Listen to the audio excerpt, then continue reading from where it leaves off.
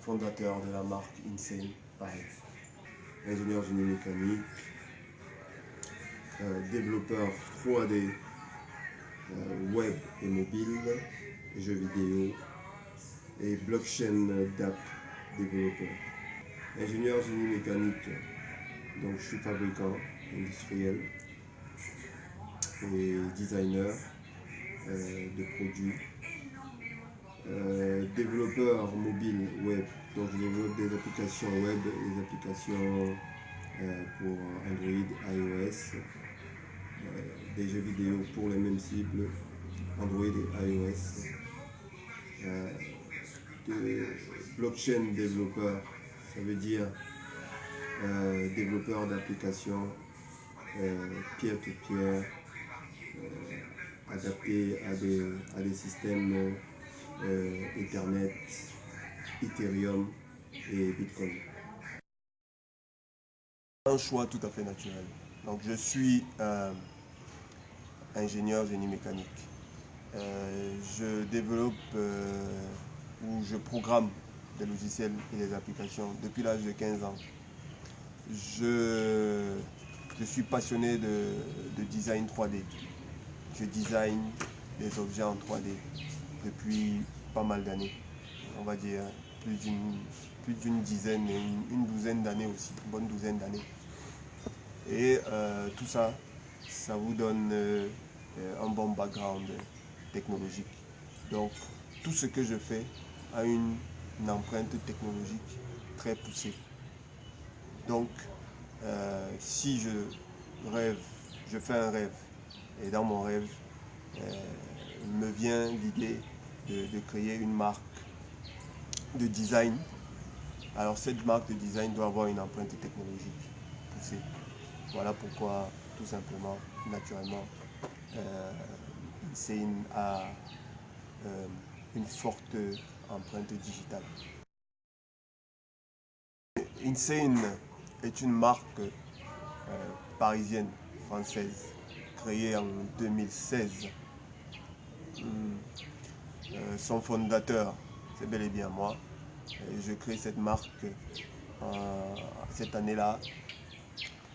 Insane Paris est une marque designeuse, fabricante et distributrice elle-même de textiles lumineux, biolumineux, sonolumineux, électrolumineux.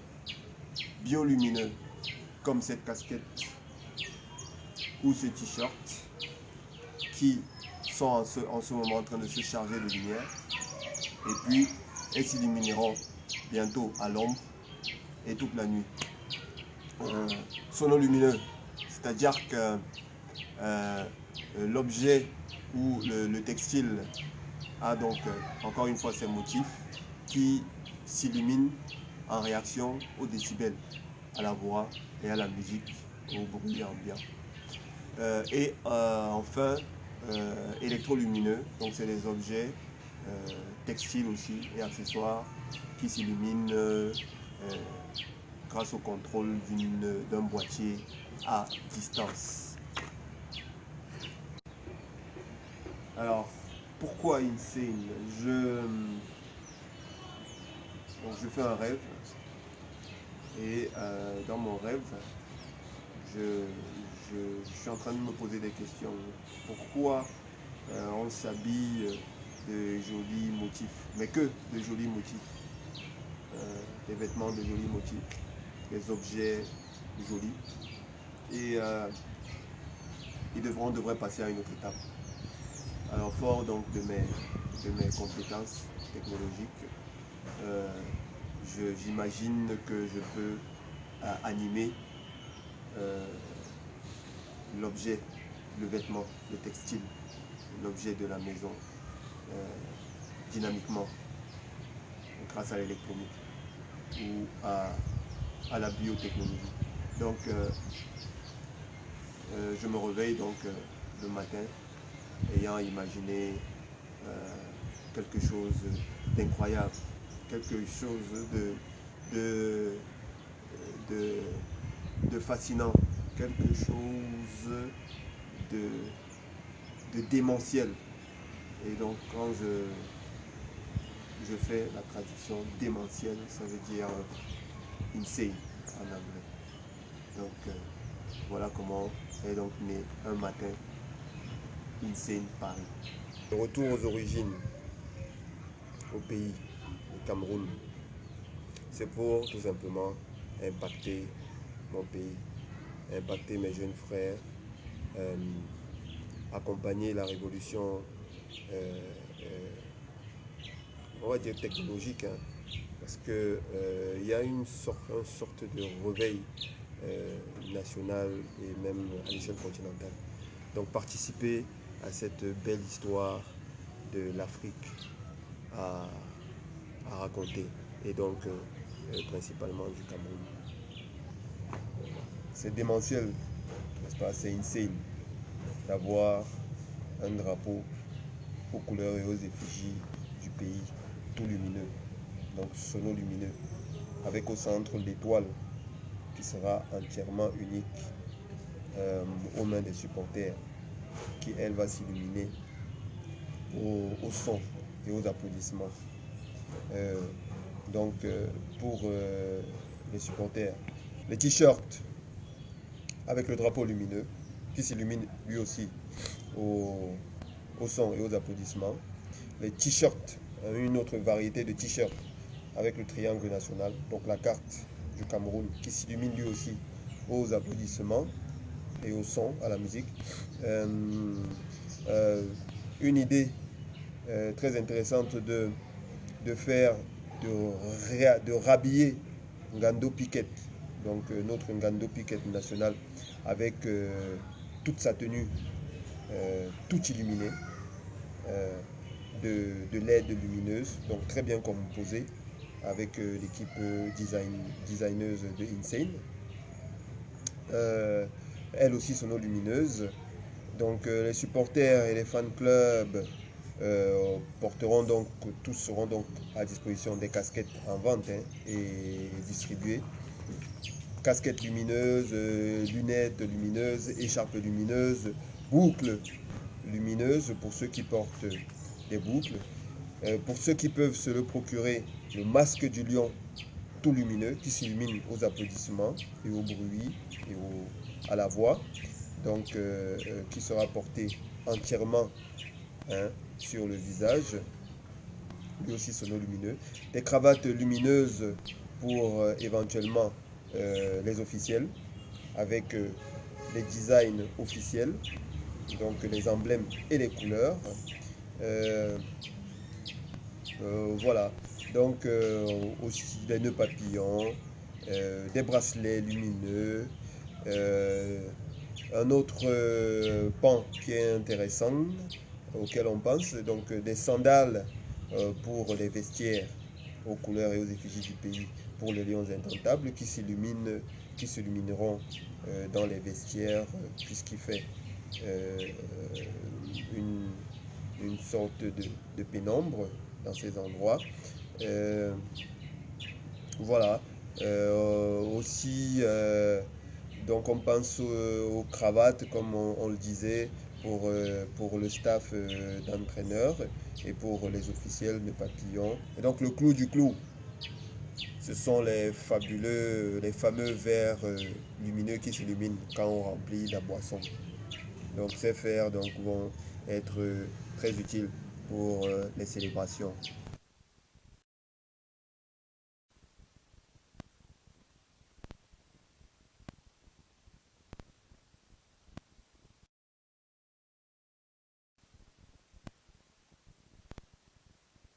En 2017, quand on était encore sûr quand nous savions que la CAN devait se faire au Cameroun, un projet avait été lancé et dirigé vers le ministère des Sports et la présidence, ainsi que les autres ministères du gouvernement.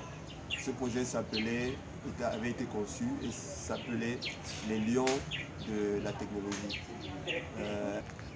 Elle était articulée de deux axes principaux. Le premier axe était la réalité augmentée avec la marque Evolution VR de Kongendins.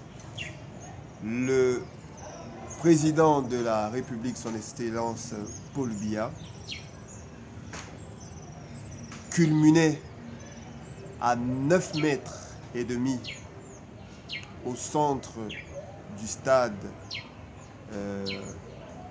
où devait se lancer donc la compétition et devait, du haut de ces 9 mètres et demi, nous donner l'allocution, donc le discours du lancement de la compétition. Le deuxième axe, c'était le deuxième axe, c'était donc la distribution de Insane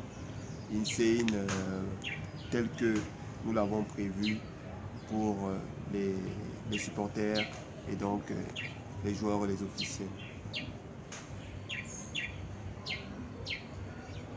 Les États et gouvernements ont un rôle fondateur, prépondérant. Ils ont la charge de porter leurs inventeurs, leurs champions de l'industrie, leurs institutions bancaires championnes. C'est très simple en ce qui concerne les inventeurs et les créateurs, les designers, les artistes. À l'OAPI, un inventeur doit préalablement être enregistré en tant que créateur de son pays.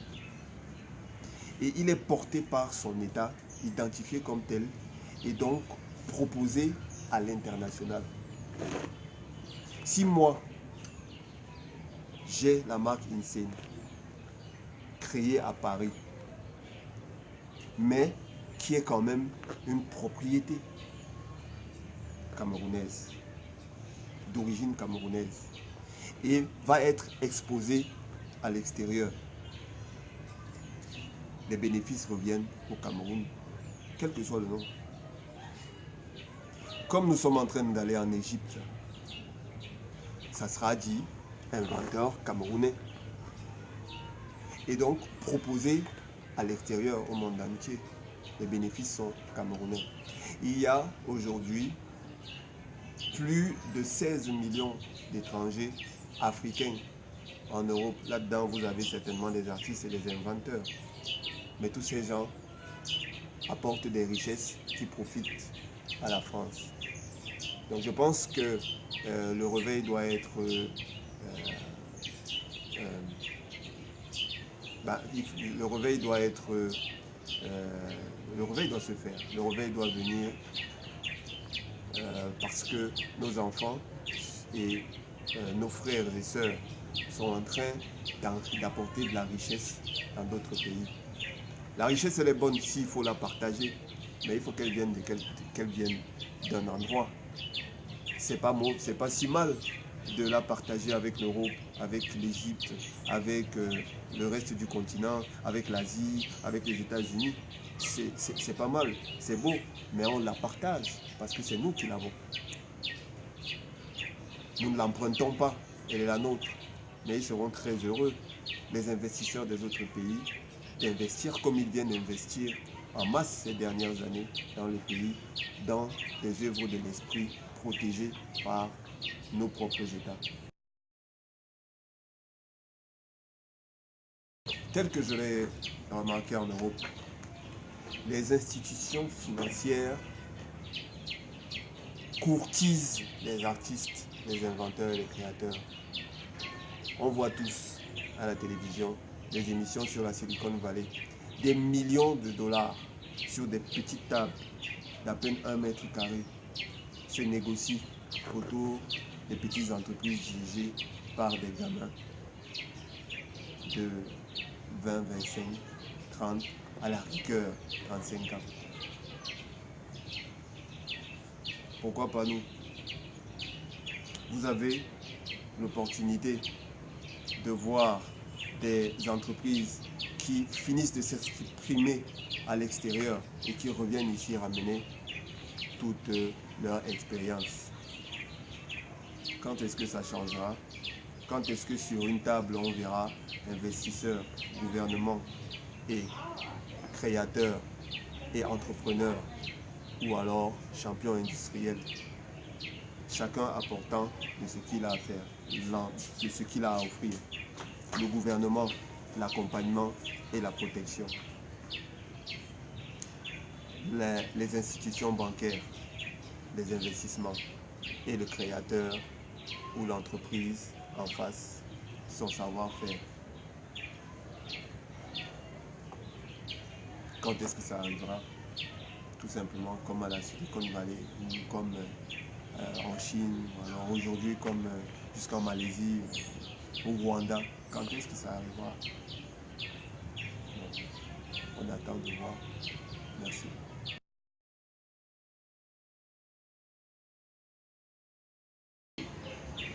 Moi, je visualise une Afrique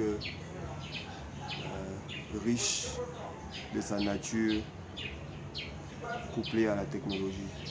Je visualise des Africains 3.0 ou 4.0, ancrés dans leur nature, mais très modernes, et acteurs dans cette modernité.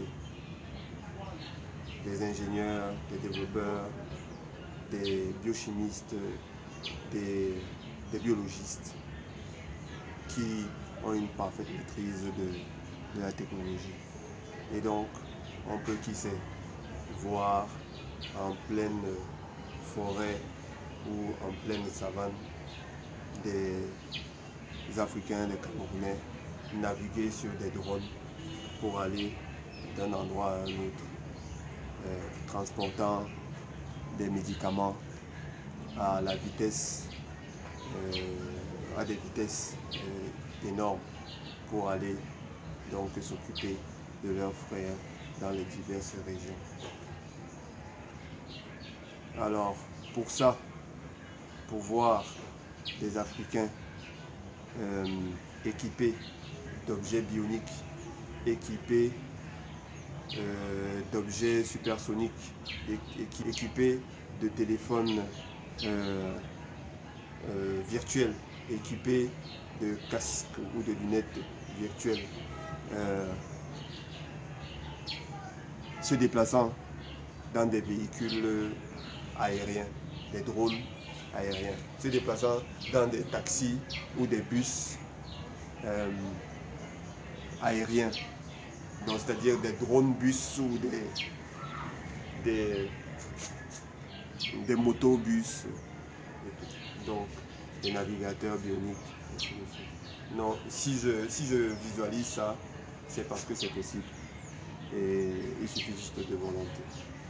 Donc, tout ce que moi je souhaite, c'est continuer à être acteur dans cette vision-là. Et de former, parce que il est temps que nous nous formions et que les aînés forment les plus jeunes. Donc former en programmation, en design, les jeunes Camerounais, et pour que nous puissions donc aller ensemble dans cette aventure d'une belle Afrique bionique.